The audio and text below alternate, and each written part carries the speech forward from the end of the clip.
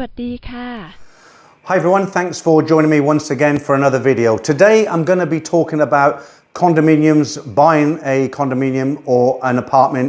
And before I get into the video, I just want to read you out a message that I received from a viewer about a month ago actually, so I'm glad I'm able to now get round to make this video. Hi Peter, I've been watching your channel for several years and I've always enjoyed the mixed content. However, one thing has always puzzled me. I heard you mention several times on your live streams it's unadvisable for foreigners to buy a property here in Thailand. I just wondered if it might be helpful to others if you could perhaps make a video explaining why you don't think it's a good idea to purchase outright. Okay, and I think that's quite a good topic for a video today because there is a lot of guys retiring out here now from all over the world, and some of them are considering buying properties. So I always advise people, I do think it's not a great idea to buy property out here, and I'll go through all my bullet points and I'll talk about it more. Now, I will get comments left from guys who have been out here and bought property. They're very, very happy. It's all gone smooth sailing for them, and they won't agree with this video, okay? But for everybody else, I'm not saying don't buy one. What I'm saying is just be aware there's a lot more things you need to take into account than you do in your own country. So as I say, I'll go through all the bullet points I've prepared and then we'll talk about each point. And there's 14 of these, okay? So number one, foreigners are restricted to selling to other non-Thais as Thai nationals often received preferential pricing. So what I mean by that is when they build a block of apartments, condo, whatever you want to call it, they'll always sell it cheaper to the Thai person. So let's just use easier numbers. If we said £200,000 or $200,000 is the price that they're asking you to buy an apartment in that building, then typically for a Thai person it might be 180, just for example. Don't quote me on figures there. So what that means is when the time comes for you to sell your property, you're going to find it extremely difficult to sell it to Thais. In fact, you won't be able to sell it to Thai nationals because they're not going to pay that sort of money, okay? The money that you paid for it, they're not going to pay. So what that does, that restricts your market. So if you want to sell fast, get out of it, change locations or whatever, it's a real problem to be able to sell your apartment, okay? Right, point number two. Foreign ownership in condominiums is capped at 49%, meaning 51% must be sold to Thai national, typically at lower prices, as I've just mentioned. So if you don't know this, foreigners can't purchase land here. So you can't buy a house on its own land and you own the land. Again, people write in and say if you form a company and, you know, there's lots of jumping through hoop. But generally speaking, if you just want to go out there and purchase a house with land, you can't do it. It's got to be an apartment, a condominium. Now, in these apartment buildings, condominiums, as it says there, and it is the law, only 49% of the residents, the floor space, can be purchased by foreigners. The 51% has to be purchased by a Thai. And again, what that means is if you were in a building that was full and that was the ratio, then you've got no other choice but to sell to another foreigner, okay? So it's just another hoop to jump through. Number three, Thai nationals can generally rent properties at lower rates to reduced price options available to them. So again, as I've already touched, because the Thai has bought exactly the same condominium as you've bought, but at less money, they're then able to rent out for a lot less than you. So if you invest in a property here in Thailand and you think it's a good way to make money here while you're here or overseas and you want to rent out the property, again, the problem is because you're paying more than the Thai person, if somebody looks at two apartments, two condos in the same block, one's owned by a Thai and one's owned by you, then theirs is going to be cheaper. And unless yours is out of this world, then they're going to go for the Thai apartment, okay? Number five, many new developments face low occupancy, while Thai buyers tend to avoid pre-owned units due to cultural sensitivities, such as concerns over previous occupants or deaths. Well, you know, here in Thailand, the Thais are very suspicious. They believe in ghosts in a big way and spirits, everything to do with the dead. And it's a very touchy subject here in Thailand. And generally speaking, I'm talking long term for the buying market, rental market. a Thai would prefer to buy a brand new property rather than a second-hand property because they don't know who's lived there before. They don't know if somebody's passed away, you know, in the bedroom or wherever, and they think about this, and it really puts them off. It's a cultural thing, you know, and so it's just another hurdle that stops you selling as opposed to a brand new one. Let's move on to our next point, which is number 6. Despite a saturated market and low occupancy, rates often around 30%, new apartment buildings continue to be constructed at a rapid pace. Now, what I mean by that is they just throw up buildings here really fast, and although they can see there's a lot of empty units in a lot of the buildings, they just continue to build. Okay, so you know, you might your apartment could be 5 years old. They go to look at a brand new apartment, the same sort of price. You want the money that you paid or a little bit more. Obviously, they're going to go for the newer block because yours is now 5 years old, and again, it's second hand. Okay, right. Number 7, and this is something you might not think about. Maintenance and management fees vary, especially in properties with amenities like gyms, swimming pools. Although property tax is low, it must also be paid annually. So that's something you've got to take into an account. I once owned a flat, an apartment, we call it a flat in the UK, an apartment in the UK, and I never made any money from it at all, from the rent, because I got charged a ground rent, I got charged a service fee for the car park, you know, painting the white lines. The agent never told me about it when she sold it, and I didn't look into it, so it was kind of my fault, but I do still feel she should have told me. And it's the same thing here, and I'll give you an example. In this block where I am now, it's a bit of an older block. We have a decent pool on the roof, a nice pool, and there's a small gym. But I know for a fact, I don't know the 1 bedrooms, but for the 2 bedrooms in this block, which are about 80 square feet, the owners have to pay the management company 90,000 baht a year. So well over £2,000 or $2,500, $400, something like that. So again, if you were going to go in, if you're seriously looking at buying a condominium here in Thailand, make sure you ask about the prices for all the maintenance fees and everything. Very, very important. You might not budget that in to your original budget. Okay, number 8. Due to low occupancy rates, property management may limit spending on maintenance and upkeep. Now, this can be a big problem in Thailand. So what happens, again, they throw up one of these brand new condo blocks. It looks lovely when it's brand new. They're expecting to sell it out. They put a price on the maintenance and service charge, whatever they charge. And for some reason, because it's saturated, they maybe have 30-35% occupancy, maybe 40% if they're lucky. And what happens is they're counting on 100% occupancy, or at least say 80% to 90% occupancy, to bring in enough cash to maintain the building, paint the walls, the communal areas, the white lines in the car park again, just to maintain the building to a good standard. Now, if they're not receiving all the money from all the apartments, or the majority of the apartments, then obviously they're going to scrimp. And try and save money, and there's not going to be as much money flowing. That's what I'm trying to say. And this is something you need to take into account as well, because if you buy a brand new unit, when you first move in, it might look beautiful. All the common areas look nice as well. And unfortunately, because the money isn't coming in on the service charges or management fees, they just don't maintain it. And after 5 years, you're living in a place that just doesn't look very nice at all, okay?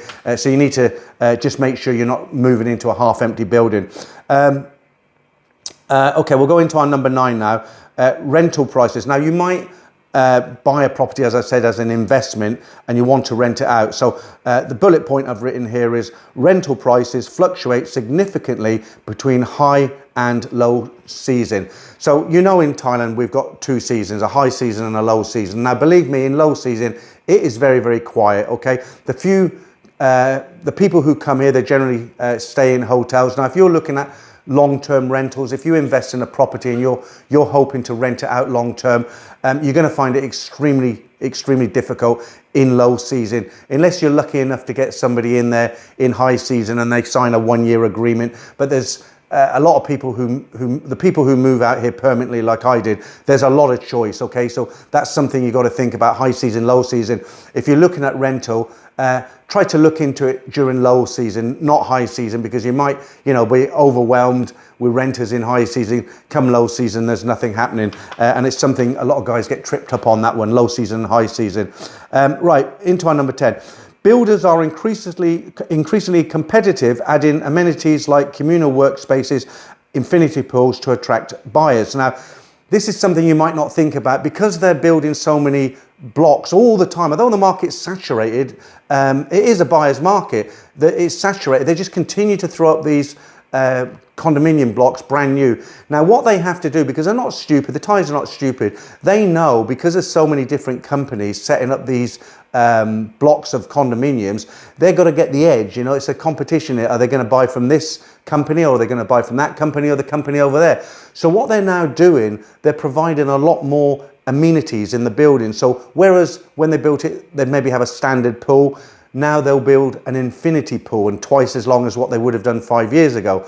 They'll expand their gyms. They'll have common work areas for people who do online, they work online, rather they don't want to sit in their apartment. They'll have, you know, online areas with free coffee on hand all day, that sort of thing. And what that will do, if you buy an apartment 6-7 years down the line, you want to sell it, people will come along and look, with all the other hurdles, they'll come along and look at your apartment and they'll say, well, he doesn't have an infinity pool, there's no workspace here, the gym's a quarter of the size of this new place. And the other place, of course, it will be brand spanking new. So again, this is another hurdle put in front of you before you can you know, hope to achieve the sale on your property. Very, very difficult.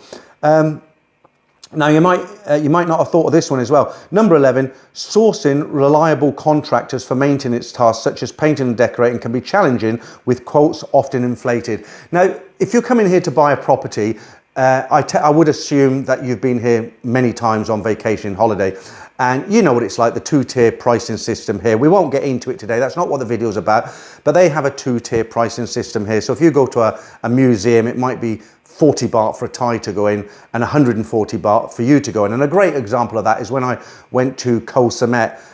You go down to Rayong and then over to Koh Samet. Well, when you get onto the island, you automatically pay a tax. It's called, I forget the name of it, but it's for the rangers to keep the island clean.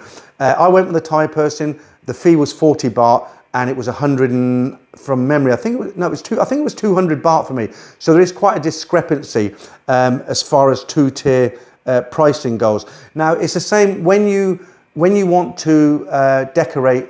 Say you have an apartment, you've had it 3 years, and you think, you know what, I want to have the lounge painted. It's very, very difficult to get people in Thailand to do it. Although the labour's cheap here, again, guys who have already got apartments and been through this, they're going to leave comments saying, no, it's easy. But it can be very, very difficult because the language barrier can be a problem, so you're going to find it hard to find these people. The other thing is they're going to really inflate the price. I know one guy recently, he wanted to have some work done in his apartment, a couple of rooms painted. He got a quote and it was more than he would have paid in his own country, because they've turned up and said, aha, Farang, we can charge what we want.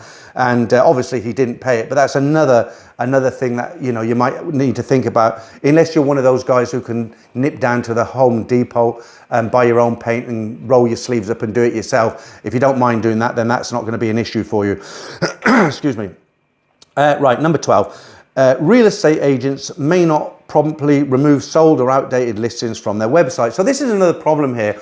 There's no kind of consistency with the agents and selling and renting properties. So what will happen is somebody will put a property up for sale and several agents will come along and say, oh, I can sell your property for you very, very quickly, faster than that agent.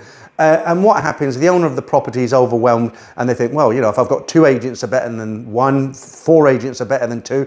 And before you know it, there might be 5 agents selling one property. There's a little bit exaggeration there, but at least 2 or 3 agents selling a property. And what they tend to do, they go onto all the websites that advertise properties and they list these properties, and you might have 4 or 5 listings for the same property. The other problem is, so you're not dealing with one person all the time. You might call this company and then next time you get somebody else.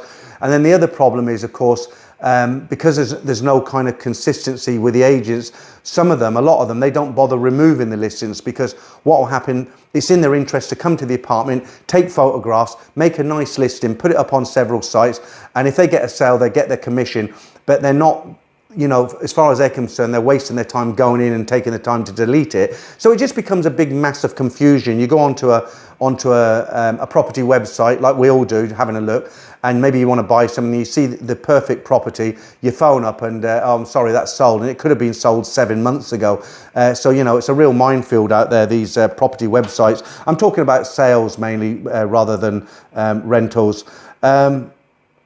Okay, number 13, we're nearly there now. Selling a property within a short time frame, such as after 1 or 2 years, can be challenging due to market conditions.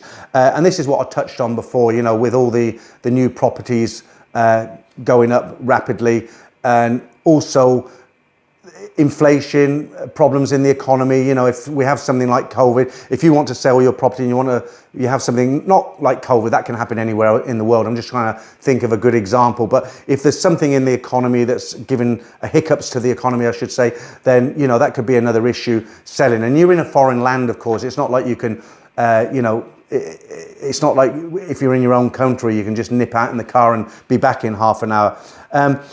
One I missed on the way up, number 4, I missed this one. So the proposed tax regulations, this has got a lot of foreigners a bit hot under the collar, you could say, because they're introducing tax, and even foreigners should have a tax code. Now, I'm not going to talk about that too much here because nobody really knows exactly what's going on there, but we do know that they're changing the law so that everybody pays tax, basically, like every other country. But the bullet point I wrote here was, proposed tax regulations on foreign investments may lead to high taxes on substantial incoming funds, potentially impacting property investment viably. So at the moment, as I say, nobody knows what's going on with the taxing system for sure, not 100% anyway. I doubt this will happen, but imagine you've seen the property of your dreams.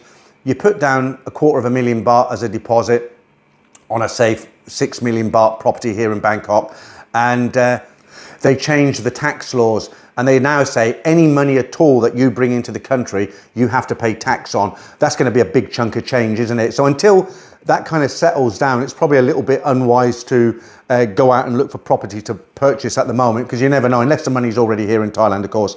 Okay, this brings me to my last point, number 14. So at the end of the day, renting in Thailand is very, very cheap compared to the UK, probably where you come from, the US, anywhere in Europe and Australia. Now, I've got 51 square meters here. I'm in the heart of Sukhumvit, and I pay 20,000 baht a month. My rent's just going up next month, actually. After 2 years, it's going up to 21,000 baht. Now, that's the equivalent of just under £500, $600.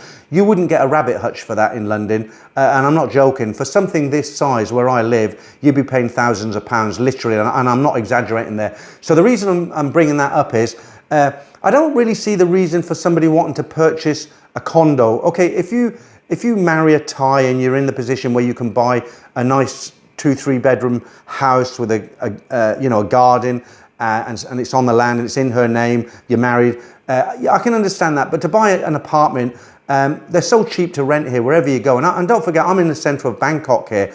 You go down to somewhere like Hua Hin or Pattaya, or even up north to any of the cities or towns up there, it's even cheaper. So I just don't really see the point in tying up 5-10 million baht. It's going to take you a long time to get that money back. And unfortunately, unlike I'll use the UK as an example. Unlike in the UK, you buy property, and generally speaking, it goes up every year. So when you sell it in 5 years' time, it's maybe 30-40% more value than when you purchased it, at least. Okay, that doesn't happen here because the market's saturated. You could own a property for 5 years and you just can't sell it. And I've known guys to take a hell of a loss because they just wanted to get away from it. You know, they just wanted to, you know, I've had enough. I need to get rid of this property. So they've taken a loss. And rental's a great option because it's very, very cheap. You come from another country, like you go to an area like, say, where I am here in Bangkok. I've been here for 2 years now. I'm still happy with it. But there's guys who'll be here for a year and they'll say, you know what? I don't like it in Bangkok anymore. I want to go and live by the coast, or I want to go and live in another city like Chiang Mai or Chiang Rai. And now you're stuck with this property you purchased. If you've rented, it's a month's notice. You'll have an agreement. Of course, you have to wait to the end of your tenant's agreement. But at the end, then you can just pack your bags and you can move to wherever you want. So renting is a really, really good option, in my opinion, here in Thailand, much more so than buying property. And don't forget, when you buy properties as well, you're dealing with everything, all the contracts are in Thai, you're dealing with Thai lawyers, and of course you can get them translated and you can pay for these services, but it's all extra cost, isn't it? Which you really wouldn't take into consideration in your own country. The last thing I'll say on this, because there will be guys who watch this, as I say, and they'll think, no, it hasn't put me off. I want to buy a condo in wherever it is in Thailand, and they will go ahead. So what I'd say to you, my last point I put here, if you still decide to buy a property, make sure you check sites like Thailand Property for the going rates and see what other units are going for in the same building. Because at the end of the day, you know, if somebody puts an apartment, a condo up for sale for say 4 million, and you take it at face value, but actually all the other condos are 3.5 million, then you're losing $500,000 baht for nothing. You need to check this out. But I'm sure any guy who's going to go out there and buy an apartment, you know, they're not going to go in blindfolded. There are companies here who can help you. Look, I'm not trying to be negative in this video. As I said at the beginning, I'm not saying don't buy an apartment. I'm just saying if you come to Thailand, you like what you see, you want to stay here a long time, and you've got your heart set on buying a property, then go for it. But just take all these points into consideration and don't go in blindfolded, okay? I hope it's been helpful, guys. Good luck if you are going off to buy an apartment, and I hope the video's been helpful. Thanks for watching as always, and I'll see you real soon.